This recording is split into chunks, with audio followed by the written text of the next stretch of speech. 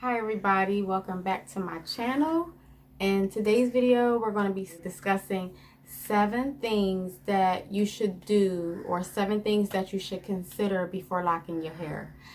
I am a professional loctician. I've been doing hair for a very long time. I'm not going to give you the years because I don't want to, give you guys my age or anything, but no, all jokes aside, I've been doing hair for a very long time and my specialty is locks. So in this video today, I want to give you 7 things that you should consider before starting your locks.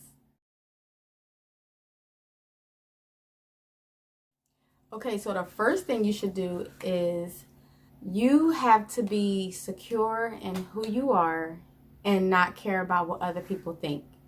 And I say that because if you're not secure in who you are as a person, when you go to take this lock journey, you can allow other people's feelings towards you locking your hair. You can allow people's opinions about locks and how they look and the stereotypes of locks and how it will look on you. You can let all those things alter your decision about locks. And if you're not comfortable with how you look and how God made you, then when you go to start your locks, you probably won't be happy about how they look, because it is something to get used to in the beginning, because as you start your locks, it's a total different look from what you normally used to get. Like, say if you're used to getting weaves or braids or curly natural hair or anything like that, when you go to start your locks, it's a total different look. So you have to be secure in who you are as a person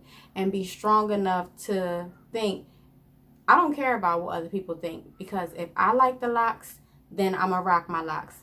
And you can take it from me. Like I said, I am a professional hairstylist and I've done many styles on myself. And currently I am, locking my hair right now.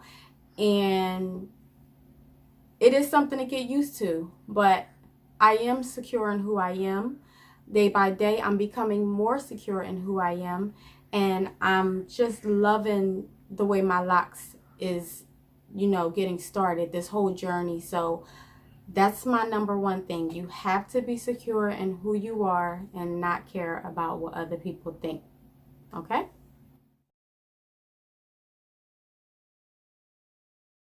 Okay, so the second thing that you must consider before starting your locks is you have to realize that locking is a commitment and you have to be ready for it. And let me explain. So once you start locking your hair,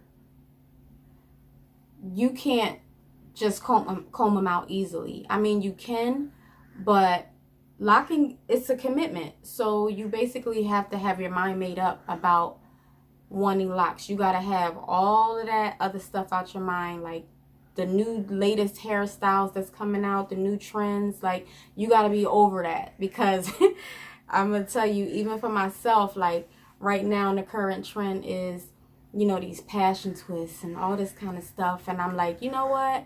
It's cute, but I made my mind up and I'm committed to my lock journey. So this is why I'm telling you, you have to be committed and have your mind made up about locking your hair, because it is a commitment.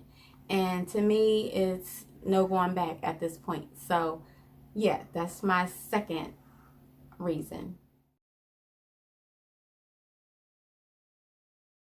So the third thing that you have to consider before locking your hair is you have to go to a professional loctician, because everybody that says that they can do locks can't.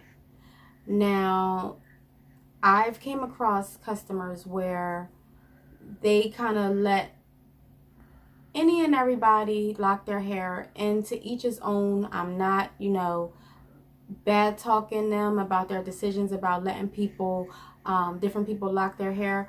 But it's really important that you will find a professional loctician to lock your hair, because number one, they're experienced and they know what they're doing. If you just let any and everybody lock your hair, they can twist the wrong way. They can put too much tension on your locks, and as time goes by and your locks are locking, you won't see the damage right away, but you'll start seeing, why is my locks thinning? Why is, what's wrong with my locks? Why is one lock twisted this way and the other lock twisted that way? You have to let a professional, experienced loctician start your locks. Okay, so the fourth thing that you must consider before starting your locks, and it's very important, you have to include your lock visit salon service into your budget. Because in the beginning, I tell my customers to come every 3 weeks. Now, these are my customers who, they're like, my locks can't look messy, so I want to come as much as I can to keep my locks, looking nice and neat. I wouldn't recommend that you will come before 2 weeks, because you don't want to lock too often. So I would recommend that you will come every 3 weeks, and depending on what that stylist charge for her services, you have to budget that into your budget, so that you can be able to afford getting your hair done every 3 weeks. Okay, so the fifth thing you must consider before locking your hair is you have to have a realistic view about the size of the locks you want. Now, what I mean by that is everybody's hair is different. Everybody who's starting their locks, some people may have thin hair, they may have thick hair, some people may have curly hair. There's, a broad amount of curl patterns that, everyone's hair is, and everybody's locks isn't going to start out the same size. So, for example, if you have thick hair, you're able to start out with smaller locks. You can have a lot of small locks because your hair is thick enough to hold that lock as it grows out. You have a firm foundation because your hair is so thick that your lock will be able to support, the foundation will be able to support the heaviness of the lock once it grows out. But if you have thin hair, I wouldn't recommend that you would have so many locks, because as your locks grow out, they become weighty, and you want to be able to have a strong base to support that lock, because if it's not strong, it's going to snap. So if you start out with thin hair in the beginning and then you try to have all of these locks, then over time you're going to start noticing that your hair is going to snap. So that's why I said you have to have a realistic view about the size of the locks you want. And then say if you have curly hair, sometimes it can be thin or thick locks, but if you have curly hair, I wouldn't recommend them being super small or super big. So you have to, again, go to your professional loctician and have her be the judge. But yeah, that's my fifth suggestion. You have to have a realistic view about the size of the locks you want. Okay, so now we're on number 6. So the sixth thing you should consider before starting your locks is hair color. So say if you have gray hair, you want to make sure you get that gray hair covered before you start your locks, because what I recommend is after you get your locks started, I wouldn't recommend getting any hair color or any water or anything like that, totally drenching your locks, because that can kind of mess up the process. It'll slow down the process. So if you have gray hair and you want to start your locks, I would recommend that you would get your hair colored before you start your locks, and then kind of wait it out as they, begin to lock, to get your hair retouched up. And then also, if you don't have any gray hair, but say if you want, as your locks grow out, say if you want color on your tips, I would suggest to get like an overall hair color, because as your locks grow out and you keep getting it maintenance, what's going to happen is as your locks grow out, all of that color is going to be on your tips.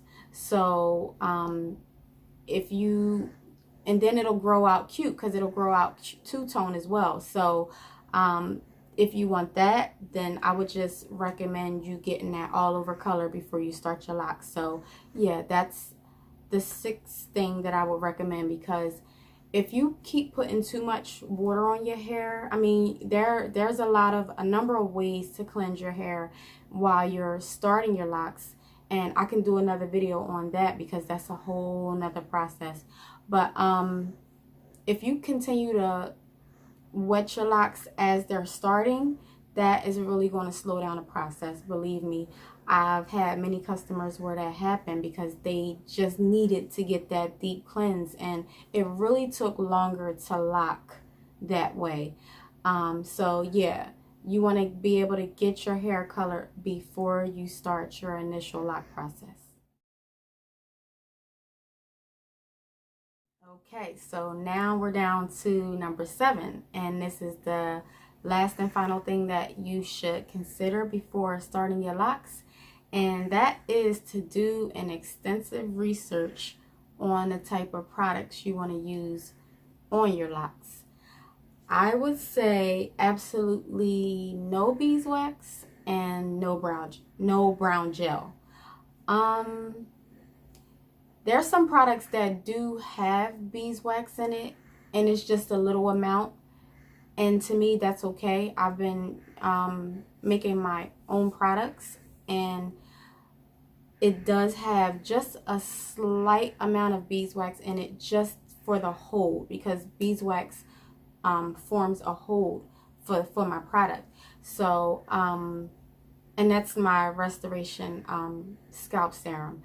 And again, I'll explain and expound on that in future videos, but I do have a restoration scalp serum for my lock customers, and I've used it for 2 years now, and it's good. No buildup, no nothing in my locks, my customers' locks. But yeah, you want to research the products that you want to use. You can have, again, slight, like products with slight beeswax in it, but not straight up beeswax.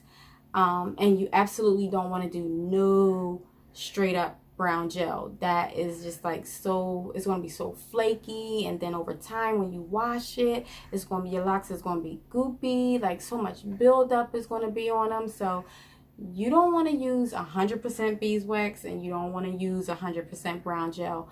And there's a lot of products out here. I can't tell you what to use because some people they have like scalp problems and scalp conditions that require certain products, and then they can't use another product. So this is why I'm saying you have to do your research on what products to use for your locks. But I would just, those 2 things. Your products can have some beeswax, but sometimes if it's just a straight up beeswax, no to that, and the straight up brown gel, no to that.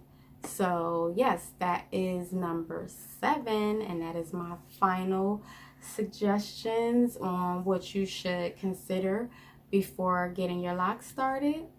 And I just hope that you would enjoy this journey, because it really is a beautiful journey. Don't let nobody talk you out of what you decided. Don't let nobody stereotype of what they think about locks deter you from getting started. And just be secure in who you are, and know that, you know, this is who I am. And if nobody accept me, I accept me. But most importantly, the Lord accept me. So thank you so much for watching this video. I hope this helped you in a lot of ways. And comment down below if you want me to do any more videos concerning locks, like apple cider vinegar rinses, how you should wash starter locks, like anything that you have any questions on. I'm here to help you. I'm here to spread the knowledge that God has given me over the years. And yeah, if you want to see me style customers or, you know, see those lock process, whatever, I'm willing to do. So again, thank you so much for tuning in, and don't forget to subscribe to my channel, like and comment and share. Okay, thank you so much. God bless. See?